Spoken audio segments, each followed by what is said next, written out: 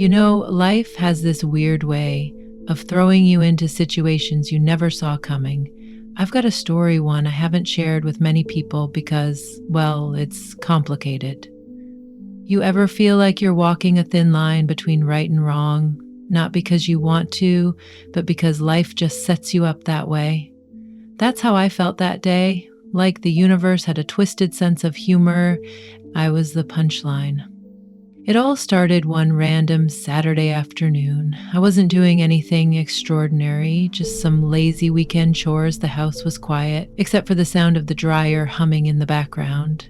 I was sorting through my closet, trying to figure out what to donate, when I stumbled upon this old mini skirt.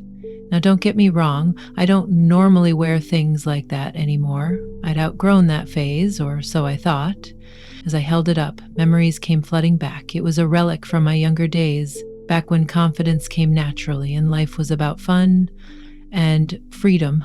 On a whim, I decided to try it on. I slipped into it, not expecting much. But when I looked in the mirror, I couldn't help but laugh. It was tighter than... I remembered hugging me in all the wrong and maybe right places. I was just messing around, seeing if it even fit, when I heard a knock on the door. Who could that be? I mumbled to myself. My hair was a mess. I wasn't exactly dressed to impress, and I certainly wasn't expecting anyone when I opened the door. There stood my nephew, Chris. Now, Chris wasn't a kid anymore. He'd grown up at 22. He was all broad shoulders and confidence. The kind of guy who could walk into a room and command attention. He was holding a bag of tools, flashing that casual smile he always had. "Auntie, you called about the leaky faucet, remember?" "Oh, right." I'd totally forgotten, and I had asked him to stop by to fix the sink in the guest bathroom. Feeling a little embarrassed about my outfit, but not wanting to make it a big deal, I laughed it off. "Yeah, come on in. The bathroom's down the hall." He walked past me. I couldn't help but notice him pause for a second, his eyes darting toward me before quickly looking away. Maybe it was my imagination, but there was something different in the air.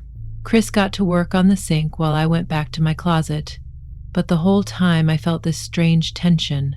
It wasn't bad, just unexpected. That feeling when someone's eyes linger a little too long, even if they're trying to be subtle. I brushed it off as me overthinking things. I mean, come on, he's my nephew. But then, as I walked past the bathroom to grab something from the kitchen, Chris suddenly called out, "Hey, Auntie, yeah, can you come here for a second? I think I need a hand."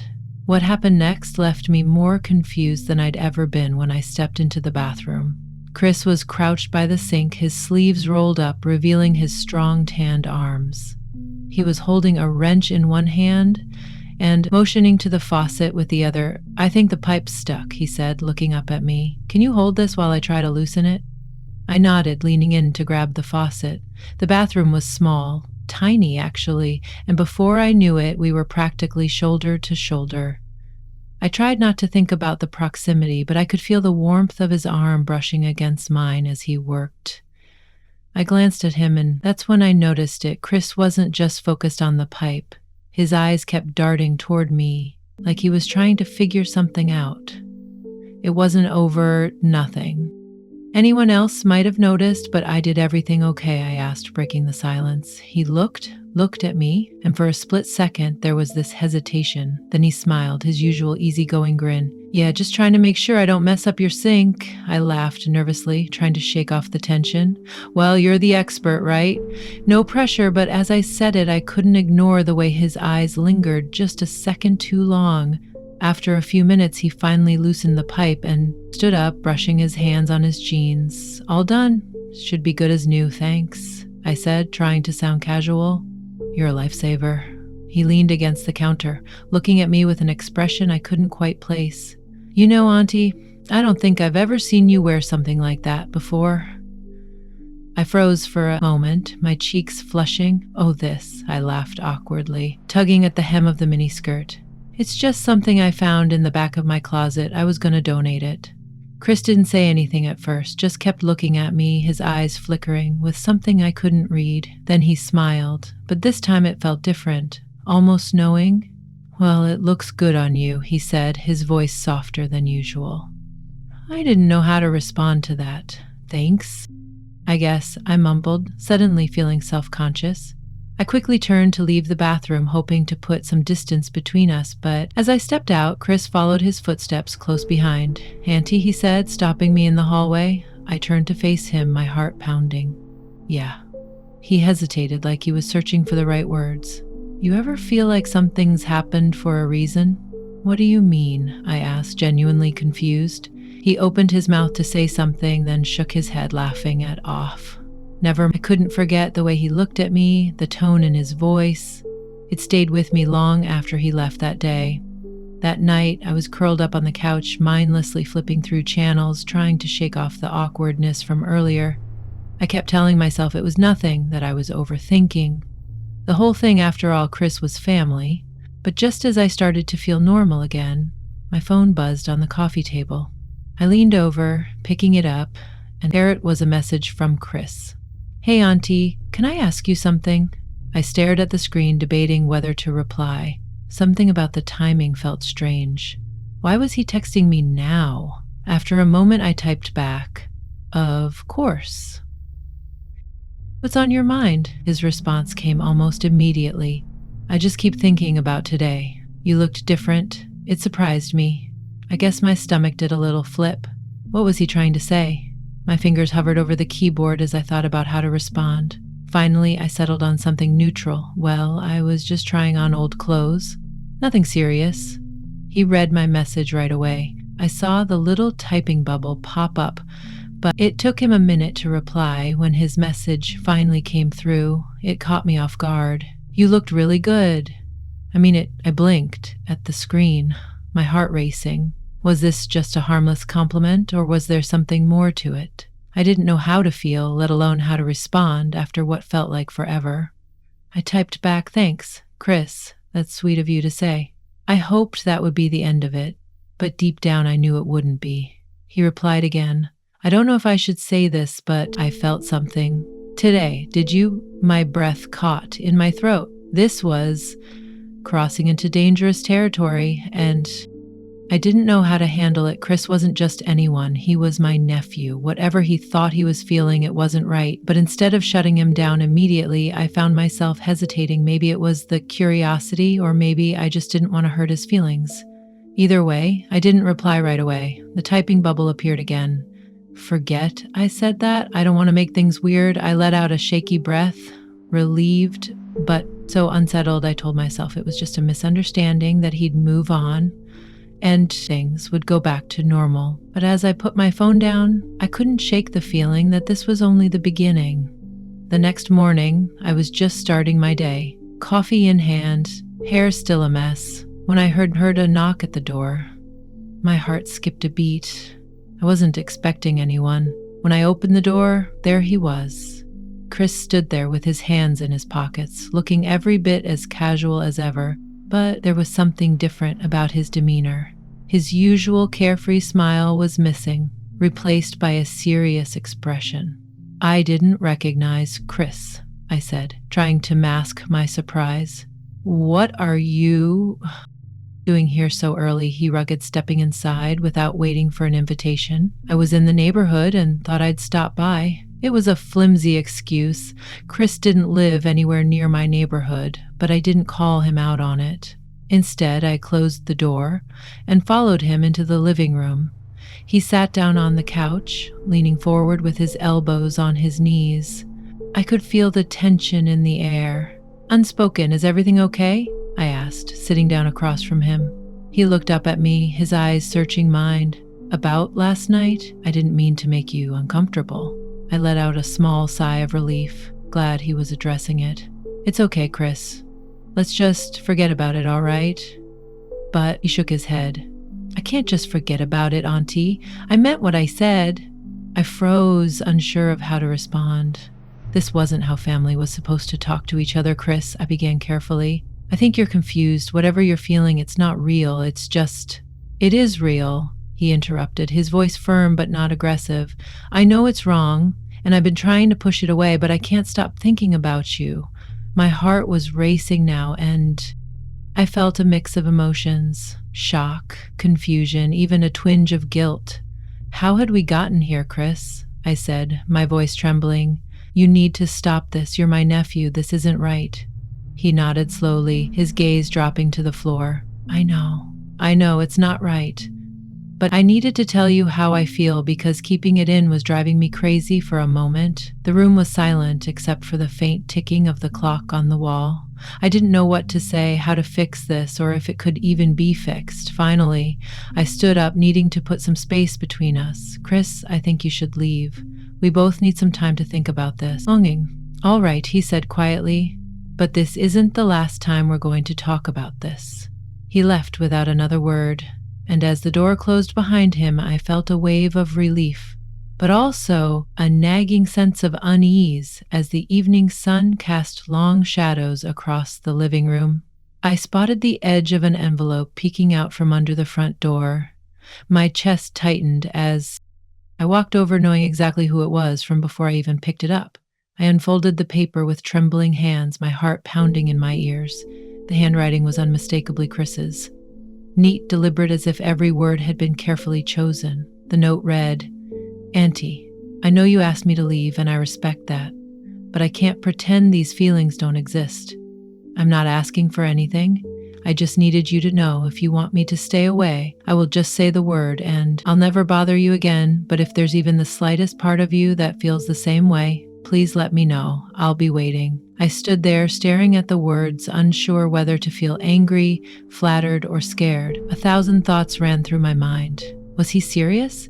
Could he really be feeling this way? And why did part of me hesitate to dismiss it outright? I folded the note and shoved it into a drawer out of sight. But far from out of mind, I told myself I wouldn't respond, that ignoring him was the best thing to do. But deep down, I knew this wasn't over. Later that night, as I tried to sleep, my phone buzzed again. It was Chris. Chris, I know.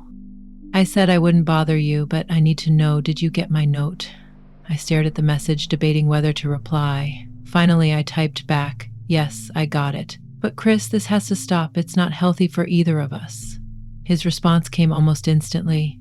I'll stop if you want me to. Just tell me honestly, do you feel anything for me, even a little? My fingers hovered over the keyboard. What could I say? Admitting anything would only make things worse, but denying it felt dishonest. Finally, I typed back, Chris, you're my nephew. That's all I can say. It wasn't the answer he wanted, but it was the only one I could give the next morning. I went to work, eager to distract myself from everything that had happened. My job was my sanctuary, a place where I could focus on tasks and leave personal problems at the door. But as I sat at my desk, sorting through emails, I felt an odd sensation, like someone was watching me. I glanced up, and Chris was standing just outside the office window, his hands shoved deep into his pockets, looking conflicted but determined. What is he doing here? I muttered under my breath, feeling my chest tighten. I quickly excused myself, stepping outside before he decided to walk in. Make things worse, Chris. What are you doing here? I asked, trying to keep my voice steady. I had to see you, he said, his voice low but earnest. You didn't answer my question last night, Chris. I already told you this isn't healthy. We can't keep having this conversation. But you didn't deny it, he said, stepping closer. You didn't say you don't feel anything at all. I backed up slightly, my hands gripping the strap of my bag. Because this isn't about feelings, Chris. It's about what's right and wrong, and yes, whatever you think this is, it's wrong. He sighed, running a hand through his hair. I know it's wrong. I've told myself that 100 times, but I can't control how I feel. His words hung in the air, heavy and unsettling. I didn't know how to respond, so I turned to leave. Auntie, wait, he said, grabbing my arm gently but firmly. I froze, looking down at his hand before meeting his eyes, vulnerable in his expression. Something that made it hard to just walk away. I'm not trying to ruin your life or make things harder for you, he said quietly.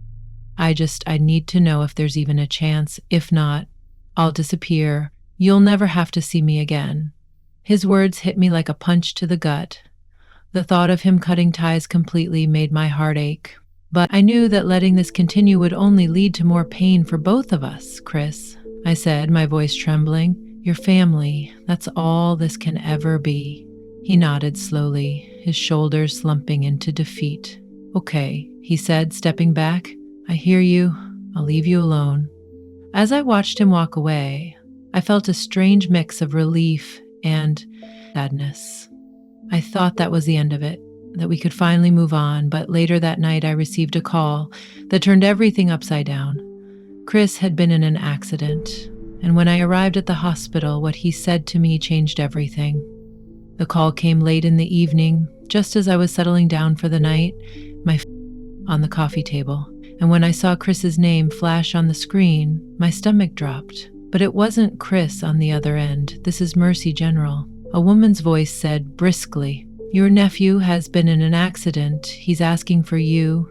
Panic surged through me. Without asking for details, I grabbed my keys and rushed out the door. When I arrived at the hospital, my heart was racing. I pushed through the swinging doors of the ER, scanning the room until I saw him. Chris was lying on a bed, a small cut on his forehead, and his arm in a sling. He looked up as I approached, his face pale, but his eyes still holding that familiar intensity. What happened? I asked, my voice sharp with worry. He smiled weakly. It's nothing serious, just a fender bender, Chris, I said, exasperated. You had me worried sick. He chuckled softly, then winced, clutching his side. I'm sorry, I didn't know who else to call. I sighed, pulling up a chair beside his bed. Well, I'm here now. Are you okay? Really? He nodded, his expression softening. Yeah, but there's something I need to tell you, Chris. Now is not the time. It is... He interrupted, his voice steady despite the vulnerability in his eyes. I didn't call you just because of the accident. I called you because... I realized something. I frowned, unsure of where this was going. What are you talking about? He looked down at his hands, his fingers fidgeting with the edge of the hospital blanket. When I thought I might not make it, all I could think about was you, how much I care about you, how much I've messed everything up, and how I don't want to lose you, Chris. I began, but he held up a hand to stop me. Just let me say this, he pleaded. I know I've crossed lines, and I hate myself for it, but this isn't just some passing thing for me. I care about you more than I've ever cared about anyone, and I know it's wrong, but I can't help it.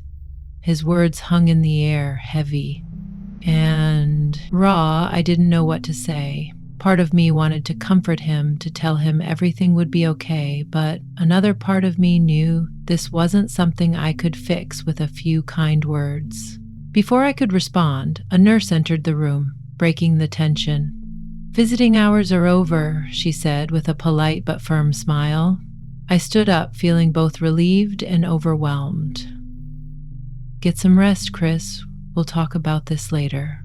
He nodded, his eyes never leaving mine as I walked out the door.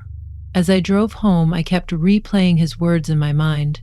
I thought I'd done the right thing by leaving, but when I got back, there was something waiting for me at the house that made me question everything. Noticed something on the kitchen table that wasn't there before. A small package with my name written on it in Chris's handwriting. I hesitated before opening it, my hands trembling slightly. Inside was a letter and a small photo album.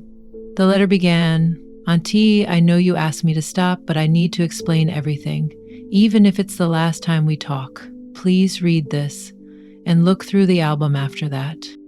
If you want me out of your life, I'll respect your wishes. I unfolded the letter completely, my eyes scanning the words. From the moment I moved back here, I felt something different around you. At first, I didn't understand it. I thought it was just admiration or respect, but over time it became clear it was more than that. I know how this must sound, and I've tried to fight it, but I can't change how I feel. You've always been there for me more than anyone else ever has. You've seen me at my worst and still cared. That's not something I take lightly. I paused, my heart pounding. The weight of his words was almost too much to bear, but I kept reading.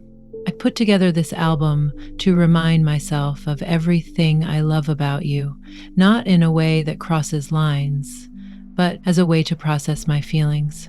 You'll find photos of us from family gatherings, moments where you were laughing or just being yourself. I'm sharing this with you because I don't want to keep secrets anymore. I'll respect whatever decision you make, but I couldn't let this go unsaid. I set the letter down and opened the album. The photos were familiar: family barbecues, holiday dinners, random snapshots. I didn't even remember being taken.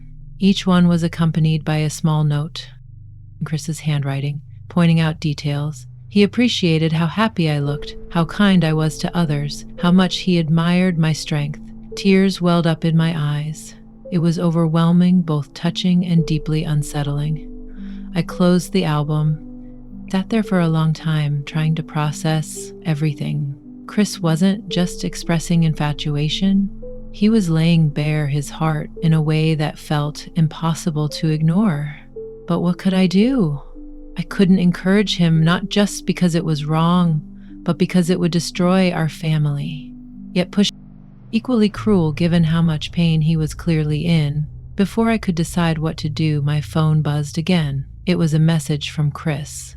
"Did you get the package? I just need to know you've read it. If you want me to leave, say the word and I'll be gone by tomorrow." I stared at Chris's message for what felt like an eternity, my heart battling my head in a war I couldn't control.